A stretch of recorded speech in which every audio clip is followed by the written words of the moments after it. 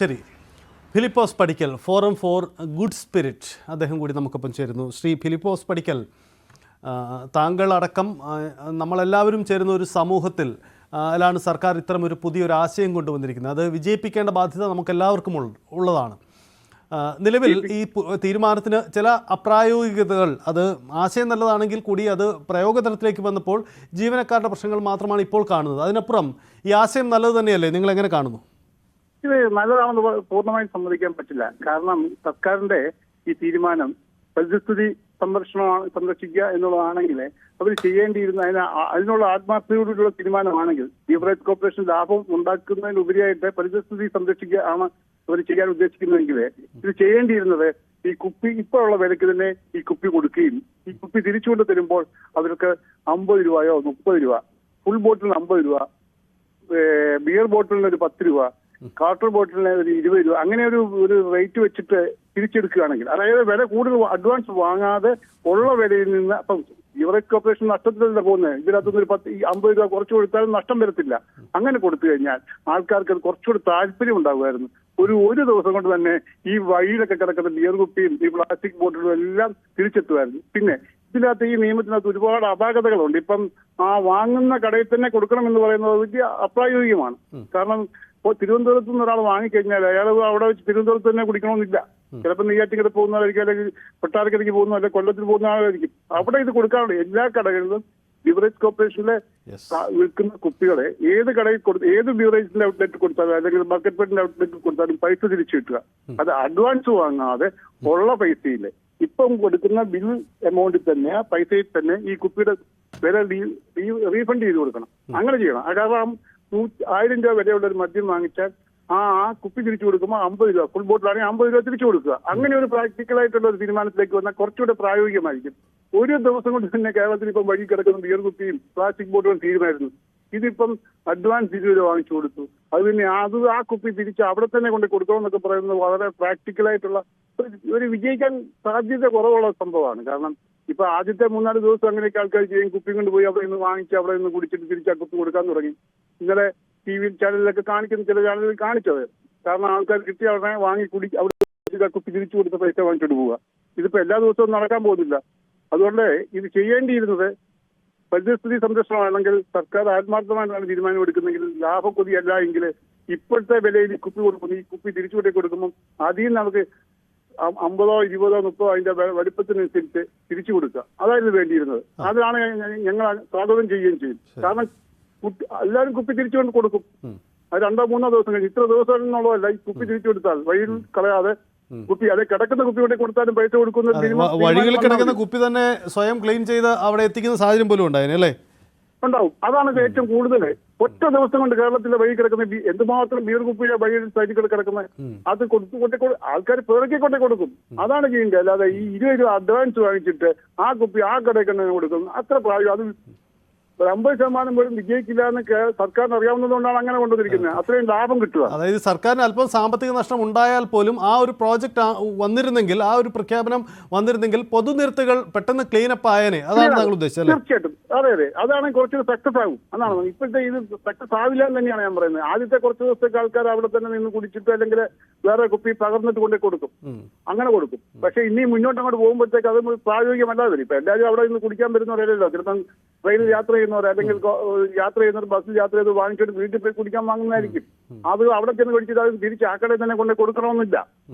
അതുകൊണ്ട് ഇതാണ് സിമ്പിളായിട്ടുള്ള ഇപ്പോഴത്തെ വിലയ്ക്ക് തന്നെ സാധനം കൊടുക്കുകയും കുപ്പികൾ തിരിച്ചു കൊടുത്താൽ പൈസ അവർ റീഫണ്ട് ചെയ്യുകയും ചെയ്തെന്ന് പറഞ്ഞാൽ അതിന് ആ കുപ്പിയുടെ വലിപ്പം അനുസരിച്ച് ഫുൾ ബോട്ടിലിന് ഒരു വില, പൈന്റിനും അരയ്ക്ക് ഒരു വില, വാട്ടർ ബോട്ടിലിന് ഒരു വില, ബിയർ കുപ്പിക്ക് ഒരു വില. ഈ ബിയർ കുപ്പിയുടെ കളക്ട് ചെയ്യണം. ഈ ബിയർ കുപ്പിയാണ് കൂടുതൽ അപകടം ഉണ്ടാക്കുന്നത്. കുപ്പിച്ചില്ലായിട്ട് കിടക്കും, വഴിയിലൊക്കെ കിടക്കും, ആൾക്കാർ വലിച്ചു പൊട്ടിക്കും, എറിഞ്ഞു പൊട്ടിക്കും. അത് തിരിച്ചു കൊടുക്കുന്ന അതാണ് ഏറ്റവും നല്ലത്. പ്രായോഗികവും അതാണെന്നുള്ളതാണ് എൻ്റെ അഭിപ്രായം.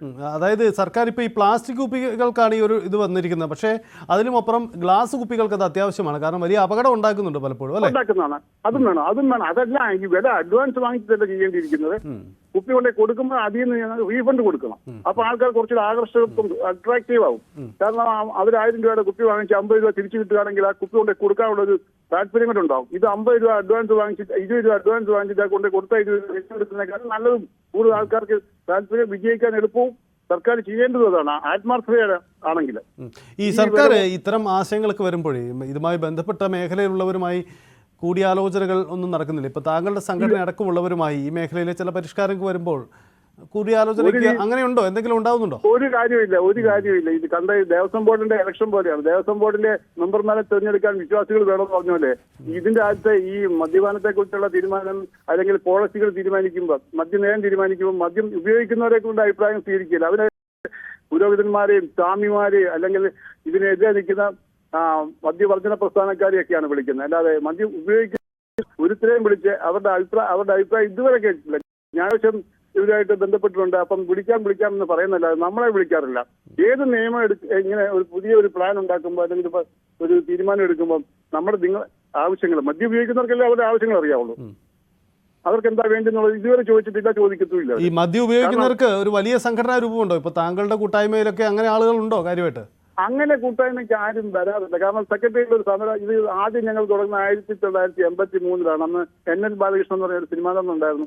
അതും ഞങ്ങളെല്ലാം കുറെ സിനിമാക്കാരാണ്. ഒരു ഒക്ടോബർ 2 എല്ലാവരും കൂടെ കോപ്പറേറ്റീവ് ഹോം, തിരുവനന്തപുരത്ത് കോപ്പറേറ്റീവ് ഹോമിൽ ഞങ്ങൾ എല്ലാം കൂടി ഇരിക്കുമ്പോഴത്തേക്ക് ഏതോ സിനിമയുടെ ഷൂട്ടിംഗ് കഴിഞ്ഞ് അവർ വന്നതായിരുന്നു. എല്ലാവരും കൂടി ഇരിക്കുമ്പോൾ ഇങ്ങനെ ഒരു പ്ലാൻ തോന്നി. അന്ന് മദ്യം കിട്ടത്തില്ല. അങ്ങനെ തീരുമാനം എടുത്ത് സെക്രട്ടേറിയറ്റിന്റെ അവിടെ പോയി സമരം ചെയ്യുക എന്ന് പറഞ്ഞ് സമരം ചെയ്താണ് ഇങ്ങനെ ഒരു സംഘടന ഉണ്ടാക്കിയത്. ഫോർ ബെറ്റർ കിട്ടുന്ന പേരിട്ടത് ക്യാമറാമാൻ വേണുവായിരുന്നു. അദ്ദേഹമൊക്കെയാണ് ഇതിന്റെ അന്ന് ആ കാര്യത്തിലൊക്കെ സജീവമായിരുന്നു. പിന്നെ ആരും ഈ തിയേറ്ററിന്റെ അല്ലെങ്കിൽ സിനിമ ഒരു പരിപാടിക്ക് സിനിമാക്കാരാണെങ്കിലും കലാകാരന്മാരാണെങ്കിലും മദ്യപിക്കുന്നവരാണെങ്കിലും ആരും വന്ന് TV വന്നിട്ട് ഞാൻ മദ്യപിക്കും അല്ലെങ്കിൽ ഞാൻ മദ്യപാനികളുടെ കൂട്ടത്തിലുള്ളതാണ്, ഞാൻ ഉപയോഗിക്കുന്ന ആളാണെന്ന് പറയാൻ ധൈര്യം കാണിക്കത്തില്ല. അത് ഹിപ്പോക്രസി തന്നെയാണ്. മദ്യപിക്കുകയും ചെയ്യും, എന്നാൽ അത് ഞാൻ കുടിക്കുന്ന ആളാണെന്നൊന്ന് ഒരാളോട് പറയാം. ഞാൻ സ്ഥിരമായി മദ്യപിക്കുന്ന ആളൊന്നുമില്ല, ഒക്കേഷണലായി മദ്യപിക്കുന്ന ആളാണ്. പക്ഷെ ഞാൻ മദ്യപിക്കുന്നു പറയുന്നതിന് എനിക്ക് മടിയൊന്നുമില്ല. ഞാനത് എവിടെയും പറയും. ഞാനിപ്പം ചാനലിലെ ഒരു 30 വർഷമായിട്ട് ഇതുപോലുള്ള ഡിസ്കഷനിൽ പങ്കെടുക്കുന്നുണ്ട്. എനിക്ക് അതിനകത്ത് നാണക്കേടായിട്ട് തോന്നിയിട്ടില്ല. ഞാൻ മദ്യപിച്ച് ബഹളം വെക്കുമോ ഒന്നും ആരും കണ്ടിട്ടില്ല. തിരുവനന്തപുരത്ത് താമസിക്കുന്നത് ഞാൻ ആരും കുടിച്ച് കണ്ടിട്ട് സാധ്യതയില്ല. ബാറിക്കാർ കുടിക്കാറില്ല. ഞാൻ വാങ്ങിച്ചാൽ എന്റെ വീട്ടിൽ നിന്ന് സ്വസ്ഥമായിട്ട് കഴിക്കും. പിന്നെ അവധി ദിവസമോ അല്ലെങ്കിൽ വിശേഷ ദിവസമോ ഓണോ അല്ലെങ്കിൽ ന്യൂ ഇയറോ ക്രിസ്മസോ അങ്ങനെയൊക്കെയുള്ള സംഭവങ്ങൾ മാത്രമേ ഞാൻ മദ്യപിക്കാറുള്ളൂ. അത് ഞാൻ വീട്ടിൽ ഇരുന്ന് സ്വസ്ഥമായിട്ട് കഴിക്കും. വീട്ടുകാർക്കും അതിനെതിരൊന്നുമില്ല. കാരണം അവരുടെ കൂടെ സമയം ചെലവഴിക്കാനും പറ്റും. ഈ മദ്യപാനം ഒരു വിധത്തിൽ സൗഹൃദങ്ങളും സ്നേഹമൊക്കെ വളർത്തുന്നതും കൂടിയാണ്. അല്ല ഈ ബാറിലൊക്കെ പോയി കിടന്ന് കഴിക്കുമ്പോഴാണ് പ്രശ്നങ്ങളൊക്കെ ഉണ്ടാകുന്നത്, തർക്കങ്ങളൊക്കെ ഉണ്ടാകാൻ സാധ്യതയുണ്ട്. വീട്ടിലേക്ക് ഇരുന്ന് കഴിച്ചേക്കാൻ അങ്ങനെ ഒരു കുഴപ്പമില്ല. ഇതുകൊണ്ട് എന്റെ സജഷൻ ഇതാണ്, ഈ വിലക്ക് തന്നെ മദ്യം കൊടുക്കുകയും ഈ കുപ്പി തിരിച്ചു കിട്ടാനുള്ള ഒരു സംവിധാനം ചെയ്താൽ കൊണ്ട് കൊടുക്കുന്നവർക്ക് 10 രൂപയെന്നോ 20 രൂപയോ ഒരു എമൗണ്ട് സർക്കാർ അതിന് ഫിക്സ് ചെയ്ത് കൊടുത്തു കഴിഞ്ഞാൽ ഈ വഴിയരി കിടക്കുന്ന കുപ്പികളൊക്കെ ഒറ്റ ദിവസം കൊണ്ട് ബിവറേജ് ചെല്ലും. പരിസ്ഥിതി നല്ലതാവും. ഈ ബിയർ കുപ്പിയാണ് ഏറ്റവും കൂടുതൽ വഴി കിടക്കുന്നത്. ഗ്ലാസ് കുപ്പിയും എല്ലാം ഉണ്ടല്ലേ. പ്ലാസ്റ്റിക് മദ്യക്കുപ്പി മാത്രമല്ലല്ലോ വഴി കിടക്കുന്നത്. കൂടുതൽ കിടക്കുന്നതെല്ലാം വെള്ളക്കുപ്പി, പിന്നെ പഴയ പ്ലാസ്റ്റിക് കുപ്പികളും വഴി കിടക്കുന്നുണ്ട്. എന്തെല്ലാം ഈ മദ്യത്തിന്റെ മാത്രം കുപ്പികളല്ല കിടക്കുന്നത്. അപ്പം മദ്യത്തിന്റെ മാത്രം കുപ്പികൾ കളക്ട് ചെയ്യുന്ന പറയുന്നതൊന്നും ഈ പൈസ അഡ്വാൻസ് വാങ്ങിച്ചാൽ ഇത് കിട്ടും മുഴുവൻ പേരും. താങ്കൾ പറഞ്ഞ ആശയം ഇപ്പം മദ്യം വാങ്ങുന്നു, വീട്ടിൽ കൊണ്ടുവച്ച് മദ്യിക്കുന്നു. ഒരുപക്ഷെ കുടുംബാംഗങ്ങൾ സഹകരിക്കുന്നവരുണ്ടാവാം, സമ്മതിക്കാത്തവരുണ്ട്. അതെന്തോ ആവട്ടെ, കുടുംബ സാഹചര്യം അനുസരിച്ചിരിക്കും അത്. പക്ഷെ അതല്ലാതെ പൊതുനിരത്തുകളിൽ നിന്ന് മദ്യപിക്കുക, വാഹനങ്ങളിൽ ഇരുന്ന് മദ്യപിക്കുക, എന്നിട്ട് കുപ്പി വലിച്ചെറിയുക, അതുണ്ടാക്കുന്ന അപകടം വരുന്നുണ്ട്. അതായത് യാതൊരു തരത്തിലുള്ള സാമൂഹ്യ പ്രതിബദ്ധതയും പാലിക്കാത്ത തരത്തിലുള്ള ഒരു ഇടപെടൽ കൂടിയാണ് ഇവർ നടത്തുന്നത്. അവരെ അപ്പോൾ അങ്ങനെ തന്നെ കാണേണ്ടതുണ്ട് ഇത്തരം ആളുകളെ, അല്ലേ?